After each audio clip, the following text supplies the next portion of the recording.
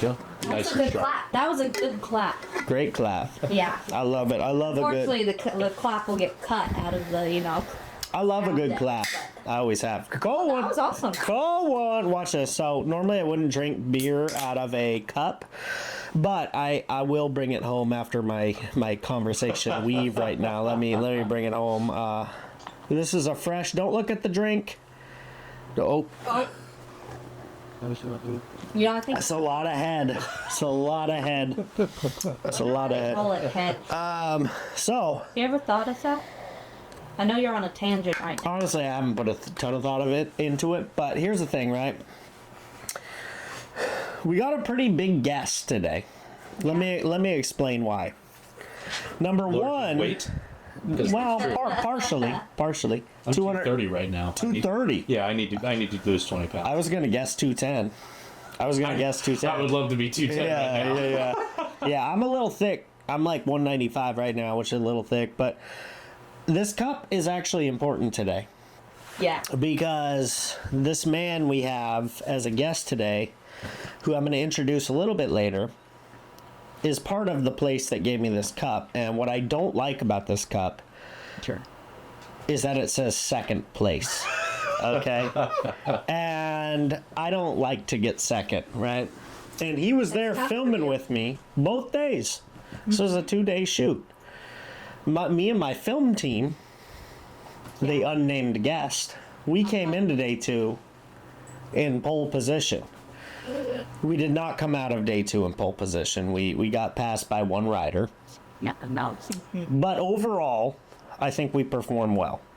And equipment-wise, our bike we were riding in the 450 class with a 250. Right? True. I actually have something to say about that. So And our guest today, David, my man David, Southwest Bow Hunters. He's actually in the second biggest podcast we've ever had. On Spotify. Today's pass. Huh? Or what days? What days today? Today's Wednesday? God, what day is today? It's Today is, Wednesday? yeah, it is It is Wednesday. Wednesday. What are you talking about? Well, did today's podcast surpass that one? Or you say on Spotify? I only think of YouTube because Spotify doesn't count for me. No, on YouTube, his pod was not the biggest. But on never. Wasn't it before? No, Oh, no, never. on Spotify it was. On Spotify it was. Then what passed it? It got passed by one we did maybe 6 weeks ago. We were talking about, I think it might have been the one with Ashley, actually, maybe. Oh, maybe. I think that might be the one that passed it. But yeah, David, we did an episode talking about Joel Turner's shot IQ and things of that nature, and that episode did really well. And what's funny is, after we recorded it, I actually did a video with the man himself that we were talking about in that video. Oh. Because we did a video with Joel after that. Oh. So it's kind of funny how, like, life is but a dream, you know? But I want to talk about that day, those days that we filmed together, Okay. you know, competing, because, Let me know when you're ready to butter you up. well, I don't want you to butter me up. I just want to talk about, He's lying. yeah, go ahead. Tell me I have big feet, baby. No, I want to know what you thought going into the shoot, and then, like, how you thought it was going, and then day 2, how you thought our chances were to come home with the win. Like, just kind of overall, because I went into it thinking, all right, I think I can win, but I know I'm shooting with real, like, target dudes, you know, so I know it's going to be tough. And then after day 1, we had a lead, you know, so I was like, I think we can do it. We didn't end up getting it done, but the confidence was still high from my end. So I just want to know, you, who had never really shot with me before, were you expecting the same, or did you think we were going to get washed? Like, what did you kind of think going into it? Actually, I did shoot with you before. Oh, that's right, at Walk the Trails, right? I walked the trails That's the year right. before. Yeah. So, the year before, you guys came out, and I kind of joined your group like on the last day. Thank you guys for letting me join your group. It was a fantastic time. Very lively group. It We're was very awesome. fun to shoot with. Oh, just so much fun. Yeah. And like I was like, oh yeah, they're pretty good. This is awesome. But I will say the second year you came out to walk the trails, I hadn't seen you in a year. Oh, yeah. You guys came off, and I didn't personally witness it, but you guys came off with some suspiciously high scores, and I was like, holy shit, I didn't know that they were that good. And then, so when you guys came, and not that I was accusing you of anything or anything. Right. There were a lot of suspiciously high scores, including mine. Oh, yeah, and yours was wrong, right? Mine was wrong. I was like, Well, they announced my score, and I was like, there's no way. Right. There is absolutely no way. So, you came out to high noon on the Gila, which I think was, a couple of months later? February, I think. So, February was Walk the Trails, and then high noon on the Gila was, I think, April? March or April. March or April, yeah, a couple months later. And you got tasked, basically, he got dragged into being an unpaid intern. Yes, it was fantastic. I film anyways all the time, so it was no skin off my back. But right away I could tell, like, there was something different. Like, I don't know what you did in that year. You've been bow hunting for your entire life, but I don't know what you did in that year. But for whatever reason, you just looked so much more polished. Everything was, and I was like, well, I mean, I absolutely believe you shot the score that you did at Walk the Trails if you're performing like this. So, day one. Did you come out at day one with the lead? Yeah. So you were shooting... I think we had I want to say, because I picture us as like a team, because he's my filmer. So I say we came out at day one. I think we had like an 8-point lead. Like, it wasn't small. It wasn't huge, but it wasn't small, you know? And I think... Was day one the windy day? No. Both days were windy. Both days were windy. Yeah. Yeah. It wasn't the worst I've ever seen, but it's still like it was still something where, like, so in order to set the scene, like, you are shooting your hunting rig with a 12-inch stabilizer, 10-inch stabilizer. You're shooting your hunting arrows at your hunting weight. You're shooting 70 pounds, if not higher. I mean, like, you don't have a lens, or you don't have, and you don't have a clarifier or verifier. Magnification. No magnification of any kind. And you came out of that with whatever a lead on that first day. Yeah. And you've got dudes with 30-inch stabilizers with 10x lenses, with all the 27s, fat 27, just like that big arrows. Black shaft sitting between you guys. Exactly. Yeah. With 27 64 arrows, and they're shooting arrows that are 300 grains, if that. So they have to dial like 4 clicks for the distance between 20 and 40 yards. So they can pretty much hit anything on a rope. They don't really need to dial for anything. And, these guys are open-ass shooters, as my buddy Gump would like to say. They're looking through their binoculars for like 4 minutes. They're indexing. They're taking their sweet-ass time indexing their targets. That anything that's wrong during their shot, they're going to go ahead and let down, and all that. We saw some letdown. And actually, I do gotta say, the rule was that you could do, I think, 2 letdowns, and I never let down more than once, ever. And the dude who beat me, I watched him multiple times let down 5 or 6 times before shooting. So if I would have claimed the rule, I would have won easily. But I'm not going to do that. I'm not going to win off some, like, cucky rule. He beat me in my mind. But technically, if you want to follow the letter of the law, I definitely won. Here's the thing.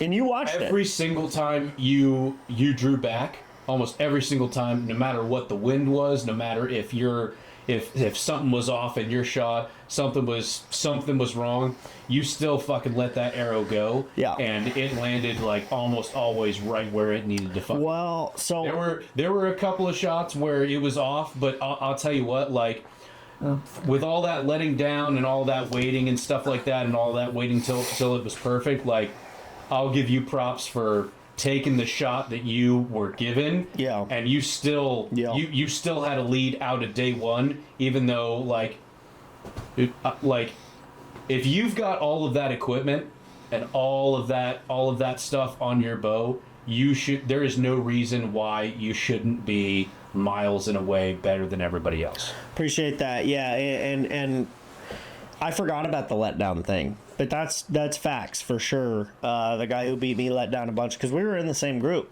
We were filming with those guys day 2. Is that Peyton? Peyton, yeah. So Peyton was good. He's a good dude. Great dude. But I watched him and Taylor, both of them let down like 5-6 times, sometimes on a target, and that's technically a 0. Yeah. So like I would have won no problem.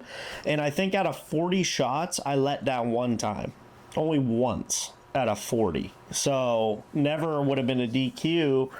But shooting with them taught me a lot, and it kind of made me want to get into, as Tim Connor would call it, the dark arts of target archery.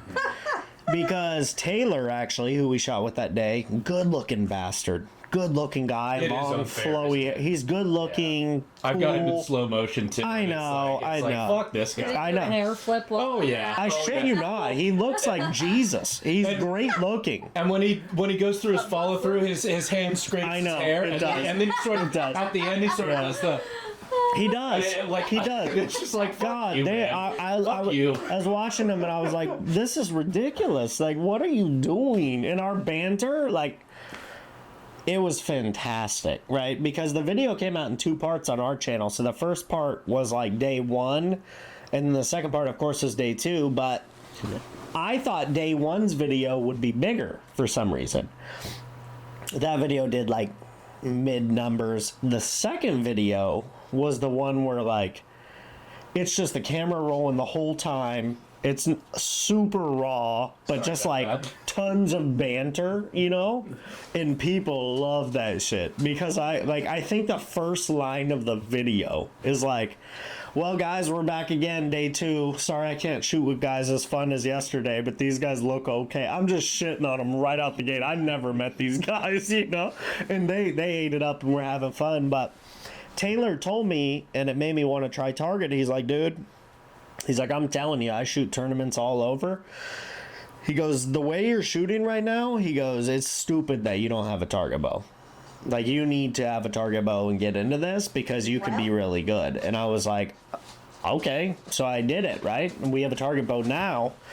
So it'll be fun when we get to do it again, hopefully at high noon again. Yeah. And hopefully I can get David to film again with a target rig. So do you think we'll be able to bring home the gold medal this time instead of the silver? I think you will, as long as you don't tinker yourself to death and overthink everything. Cannot do that. Yeah. It'll only make you better until it makes you worse. I'm excited you said that.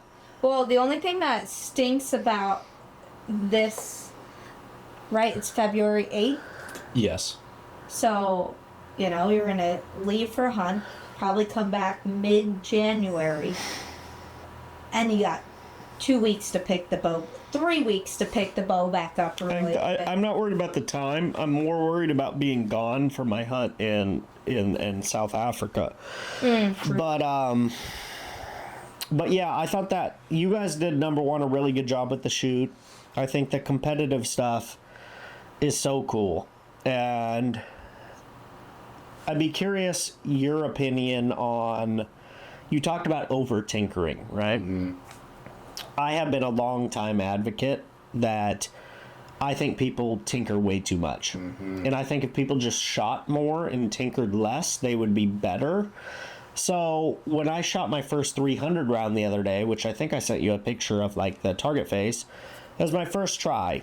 And there are a couple setup things I want to change, but I don't want to do that. Like, I would rather just shoot my same setup, like in perpetuity going forward, rather than chase my tail and constantly change setup.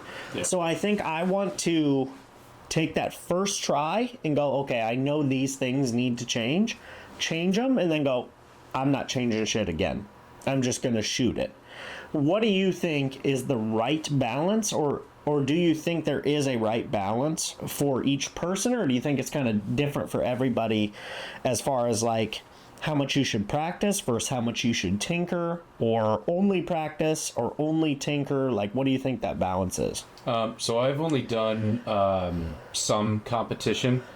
I've done indoor in Phoenix and stuff like that, and got absolutely just worked by a couple of 16-year-old girls that just are so freaking good. Like, they'll throw a hissy fit if they get a 9. And it's just when you're standing next to like a 16-year-old girl that gets so angry when they shoot a 9, and you've already shot like 10 9s by that time. You're like, all right, here we go. This is a different game. I think the when you want to change your setup is if you are not physically comfortable with something. If you are not physically, like right now, I think my anchor point is a little bit too high on my competition bow, so I'm going to change that. High on your hand position?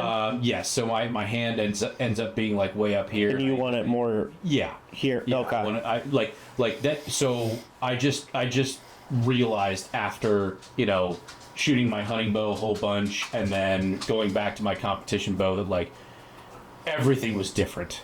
And then you're like, oh, well, I feel way more comfortable with my competition bow right now, and it's sort of exposed some things that I was sort of used to. So if it is a comfort issue where it is not allowing you to be as comfortable for as long, because remember, when you're shooting competition, you're going to shoot like 60 arrows in 25 minutes. That's a lot of arrows in quick succession in a very short period of time. You're going to know real quick if you're not comfortable with something. Facts. And there's no way to change that during the event without doing something. So yeah. I think if you are tinker to the point you're comfortable. Well, get to where you're comfortable, and then for me. I shoot a wide enough spread that I can tell if I'm shooting like slightly off to the right and down or something like that, and then it might be time to move your sight to where that's the middle of that spread is now in the middle of the target or something like that. So that's kind of like the tinkering that I do. But I only tinker when it's a comfort issue, or when I have consistently gotten that type of group for a long 2 weeks. Yeah, exactly. Dude, it's so because you'll see you're describing my process. Yeah, you'll see people who come in and be like, "Man, I'm shooting to the left today," and I'm like, "Don't move it," and they start moving their bow. I'm like, "Stop it! What are you doing? Yeah, don't it's do you." That. I agree. Stop it! I could not agree more. I could not agree with that more. I think people chase their sight way too much, and I'm like, unless you're hitting a group down and left for 2, 3, 4 weeks, then go ahead and bump it. But if you do it today, you'll just be back where you were tomorrow when your form's, like, for whatever reason, slightly different. Or worse, it'll go further the other way than you want it to. Exactly. And it's I don't wanna do that. God, I agree with that so much. I don't know. For me, I was forced to, or I should say, I forced myself to evaluate when a lot of things about, like, when I'm having inconsistencies, it's to stop blaming the equipment and start figuring out what you're doing.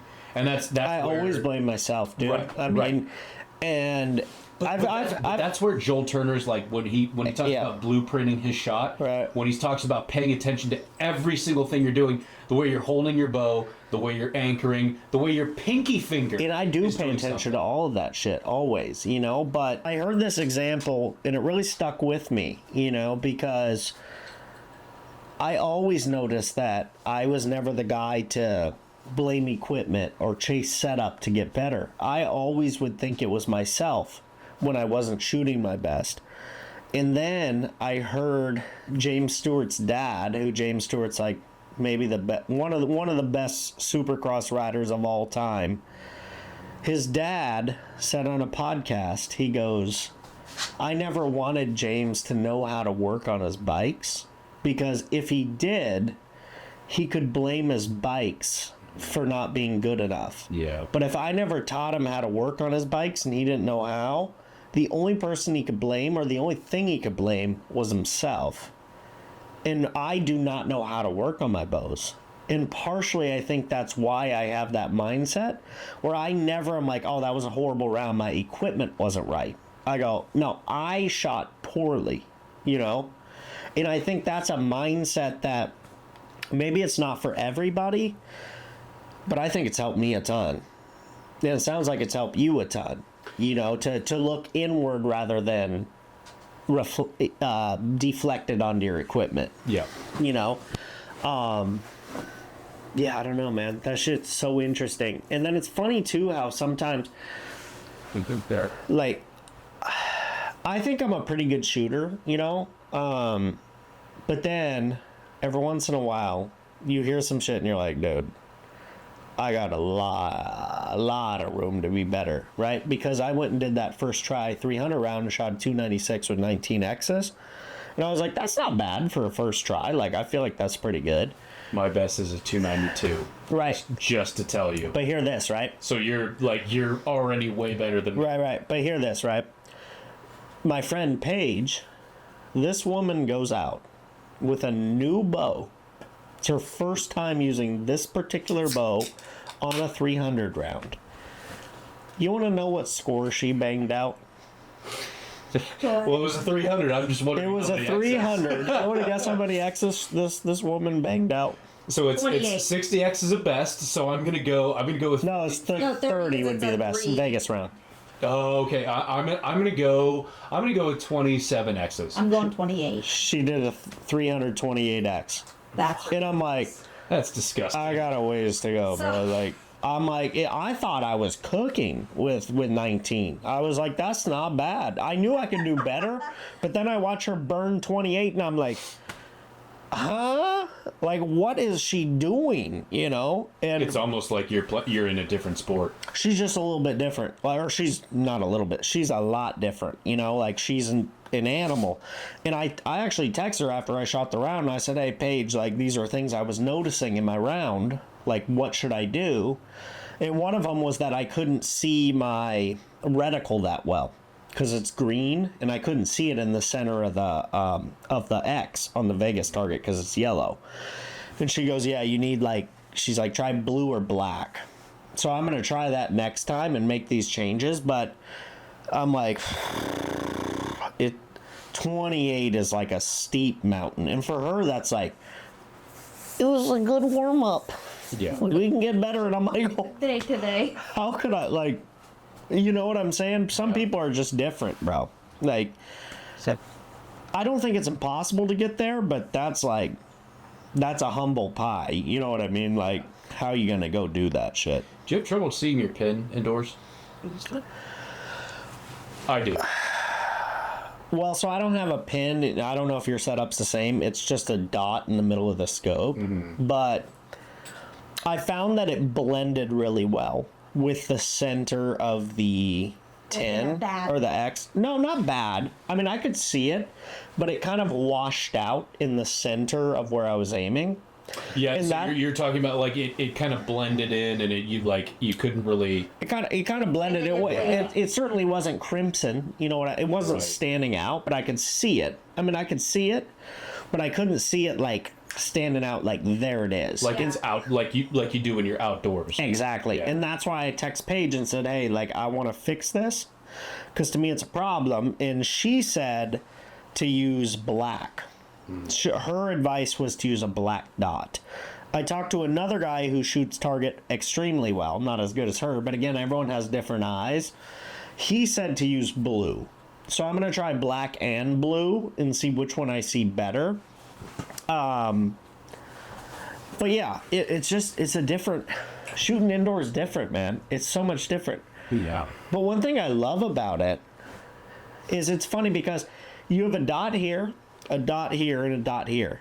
And for some reason, you'll hit this one every time, like maybe say a little high. Yeah. This one you hit maybe like a little right, and this one you might hit like dead center. There's always But they're one that I all- smoke the middle out of. Yeah. Yeah, but they're all right there, and you're like, what is the difference? Like, you know, and then you watch my 300 round. I did a 20, I think it was like 28 seconds where every shot was in there in like a short.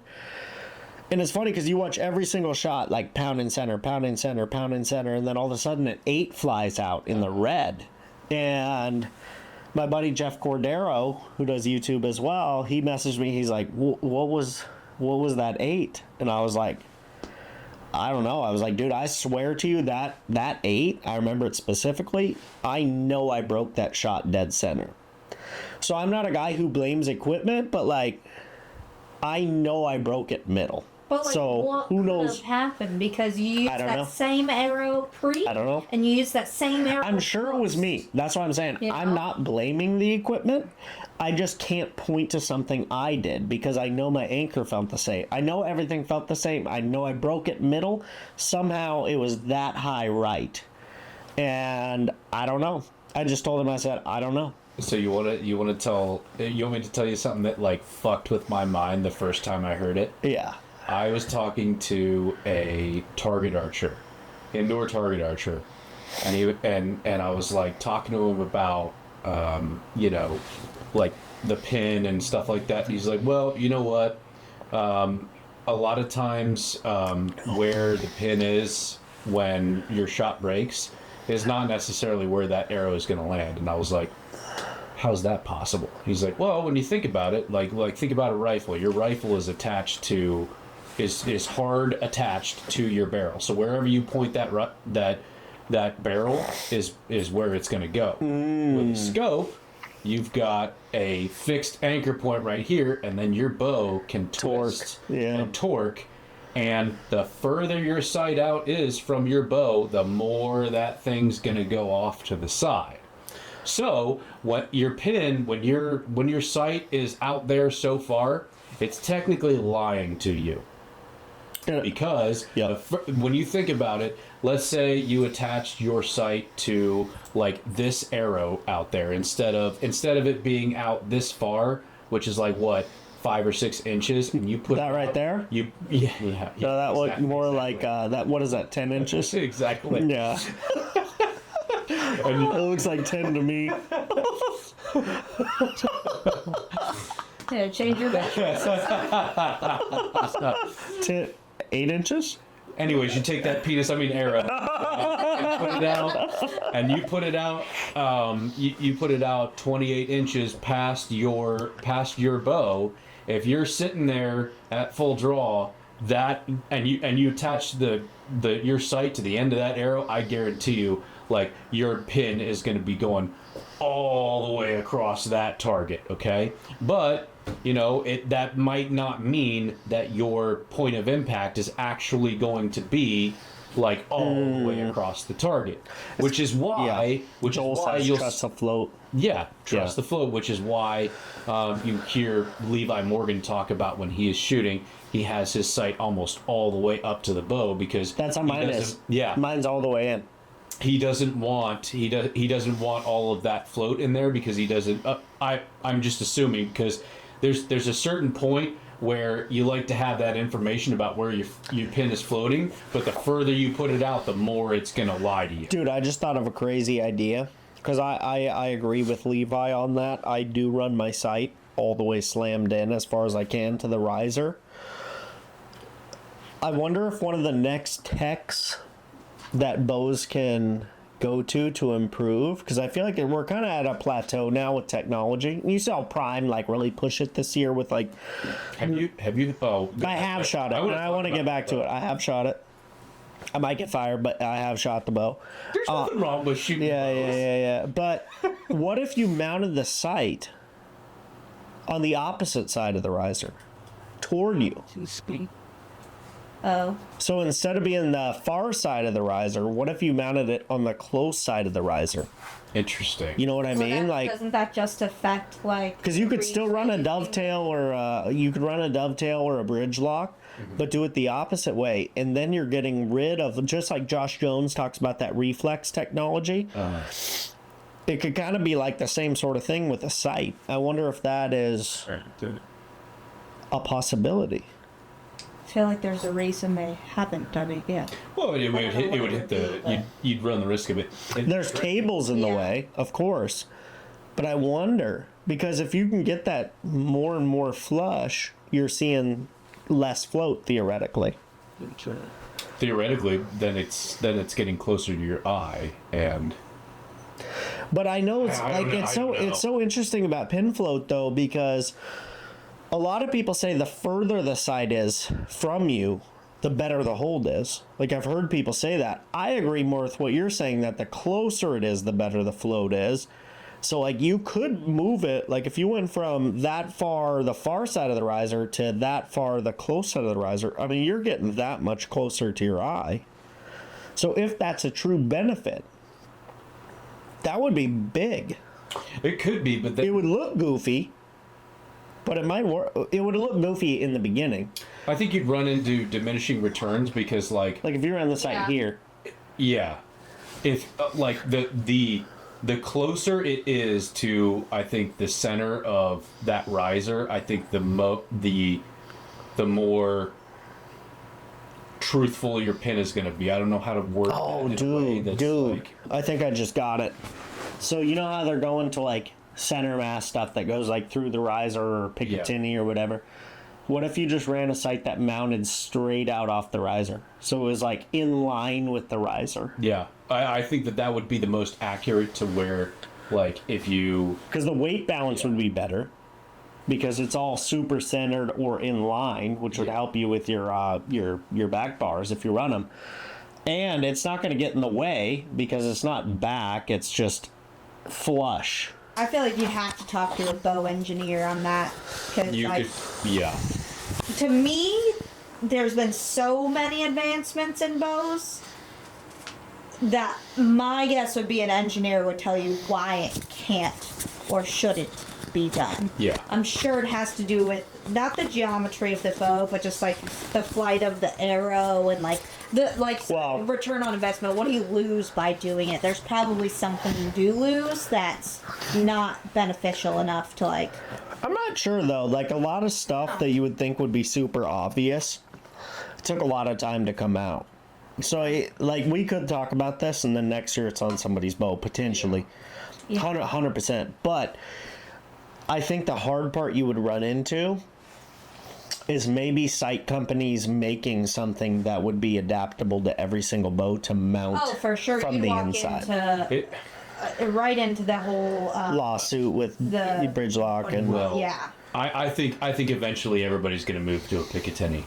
I think eventually that's just going to happen. I think Picatinny's a great route, but I don't know. I think bow technology is interesting, man. I think that, obviously, I'm a bow tech shooter for 20 years now. In 2025, it'll be 20 years. But you don't see too many huge advances anymore in technology. It's like each year's kind of like incremental things. Yeah. I think in 2007, when the Bowtech Guardian came out and it had like the center pivot and like that was like a big change. And then, after that, maybe Matthews doing the bridge lock was a big change. And there's been a few, but mostly I think it's been relatively stagnant, And then Prime comes out with this bow. Yeah. With the craziest look ever. Like, it's crazy. And I want to know, what was your first impression when you saw a picture of this thing? So, two quick things to wrap up what we just talked about. Okay. The whole point of what, and the competition archer that was talking to me told me the whole point of what he was trying to say was that where the pin was over the target was less important than what he was doing back here. Classic Bill Turner. That was his whole point, was like, you should stop being worried about, like, and that's how I learned to trust the float, is because, like, sometimes I it looks like I have a horrible break according to the pin, and it goes right there. Sometimes it breaks, and like I'm off to the left. Something I was doing back here was had more of an effect than where my pin was actually pointing, because that riser moves. Okay, and then Josh did a podcast with I believe Tim, and he talked about how bows are already, I think it was like 95% efficient. Yeah. Nothing is 95% efficient. Right. If you have something that is 95% efficient already, in order to get to 96%, you are going to have to expend more effort to get it to that 1% than you would from 50 to 70%. Of course. That's why you're not seeing a whole bunch of, because everything is already So 95% efficient. Like, Yeah, it's so you good. You want extra speed? Okay, but your draw cycle is going to be dog. Your draw's gonna feel like shit. Yeah, exactly. Your So race height's gonna be awful. so it's just aesthetics and easier way. That's why everybody's making tuning systems now. Yeah, Are so easy. and see, that's what's crazy too, is like Bowtech was so far ahead of everyone with tuning. Yeah. That now people are catching up to Bowtech, and a lot of brands have in a lot of ways. Matthews did this year big time with their new limb shift. Yeah. Darton did a phenomenal job with, they have a similar, you can move the cam and also a timing thing. I still think Bowtech is the best with the deadlock and the time lock, but those brands certainly made a big difference. Well, that's what I've heard. They came out with a patent, and then it took 5 years for everybody to figure out how to get around it. How to get around it, exactly. But what really caught me this year is what Prime did just with that carbon bow. And I know you saw the pictures. Uh-huh. I want to know what you thought about it, because it looks insane, right? Like, this bow looks insane. Yes. When I first saw the leak, I went, nah. That's someone like made up a image. This ain't what it is. It turned out to be what it was. But what do you think of the look? Just the look. Just the look. I don't really have a problem with the look of it. Right. It definitely looks weird, but I'm somebody who likes weird shit. So I don't have a problem with the way it looks. I definitely. Oh, I wanted to make some jokes there, but I had to Make keep. them all, No, I man. can't. Make them all. It's a family show. Make I couldn't them- keep make them going. all. Cute as a family. I didn't do it on your behalf, not make the jokes. I did it for the audience behalf. But I had some bangers. But okay, so you thought it looked weird, but you like weird shit. I thought it looked interesting. Okay. But I definitely do have opinions about like what are the most aesthetic bows Ooh, like out there. that's a question. We're gonna get into that. We got to get into that. Have you shot this Prime bow? I've not shot it, but I've held it. Okay. So holding it, what did you think? It's light as fuck. So you felt like it was light. It's light as fuck. So let me ask you this. Okay, as a consumer of archery stuff, right? Let's say all three of us are going into a bow shop to purchase a bow. When you think of something being carbon, what do you expect from it? Offer it. Just what do you expect of something I carbon? want it to be light. You want it to be light, Brianna? Yeah, light. I also expect it to be light. It's not it is an expectation. It's an expectation. that it is noticeably lighter. It's an than expectation. Its aluminum counterpart. It's an expectation. And here's where I think brands in archery, I think mountain biking gets it right. Mountain bike brands, when they make a carbon frame or a carbon set of bars or carbon cranks, it's expected that they're going to be lighter. They're going to cost more, but they're going to be lighter. Yeah. In archery, for some reason, carbon shit is the same weight or heavier, generally, right? Other than PSC. That's like the only one that has a big weight reduction. So in my head, I'm like, why do brands think people are going to buy carbon if it's not lighter? It never has clicked with me. They say it's because of the grip temperature. I'm like, That's- no one that- buying carbon because of grip temperature. That would have been my second reason. It's certainly But not you're number only one. gripping your bow in one spot, and half of it's covered in plastic anyway. And so. also, if you're in a place that fucking cold, like Hey, in you're the gonna Arctic? grip your bow with your glove. Realistically, are you buying a carbon bow for $500 more because of the grip temperature? Well, try 800. 800 more. No, you're buying it because it's a pound lighter. You know what? That was my issue. That No, was but my. is it truly a pound long? The PSE is absolutely. You have to throw Okay, PSE and a then bone what on other that. bow brands have carbon? So that was- Bowtech does, Elite does, Hoyt does. Bowtech's, and this is me as a Bowtech guy, it's the same weight as the aluminum. The Hoyt, they market it as the same weight as the aluminum. That's how they market it. Well, and that's Elite, yeah. I think Elite might be a touch lighter. PSE is way lighter. And then Prime is over a half So now- pound lighter. It's a lot lighter. This is Prime's first To his point. carbon. Correct, but it's not a carbon bow. It's a hybrid, Yeah. right? Are all the other ones fully carbon? Yes. pretty the much, risers. except the risers, all the way up to the limb pockets, because you have to Exactly. have metal that attaches the carbon to the. This Yes, and I heard this that- part's not carbon. Oh, it was This the part's Prime carbon. dealer who was talking about that. No, I heard it in MFJJ's, and then the Prime dealer talked about it in the shop. Some, like carbon can't attach to anything Oh yeah, so without that's, inserting metal in to screw it so, into so, it. so that's the part that's patented for Prime. But here's what I'll say about the Prime. So number one, just like David said, I was impressed when I held it with the weight. Mm-hmm. And then when I shot the bow, it's a 34-inch bow, but for some reason it feels like it's 36-inch with the string angle. The string angle is very, very flat. Which is weird because it looks like a 32-inch bow. It looks shorter, but it feels longer. And the reason why this is on Prime is because their top cam is actually larger than the bottom cam. They're not the same size. Yeah.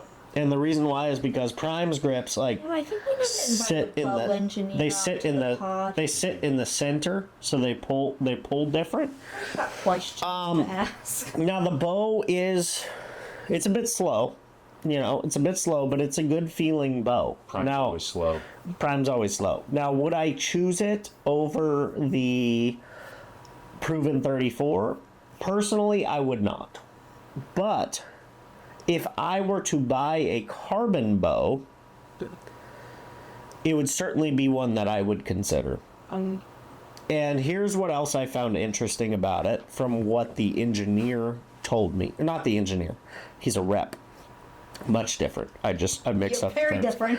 What the rep told me is that because the bow comes in pieces, so it's aluminum, carbon, Yeah. aluminum, carbon, aluminum, limb, right? Yeah.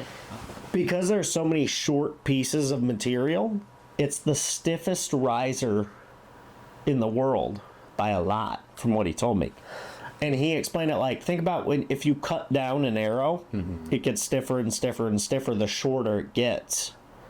Our bow doesn't have any long piece of material because every single piece is short.